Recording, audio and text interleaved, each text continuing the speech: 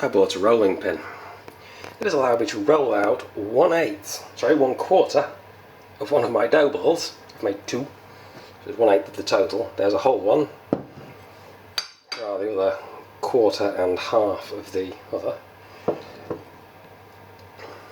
That is enough for 8 of the little cakes I made before. And here I have the mixture. I'm sorry, the light has gone a bit. If I come across here you may see better. The pork, apricot, blueberry.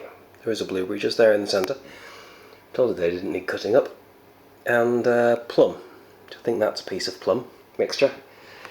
As you can maybe see under there, it's rather juicy stuff. So what I'm going to do is add a little bit of flour to that. Yeah, see, this corner is a bit dim by comparison, that's why I had to take it over there to the light. I'm going to add a little bit of flour to that so that it doesn't ruin the dough by making it too wet. Because there's at most 1 teaspoonful of water between leaving crumbs and sticking to the counter.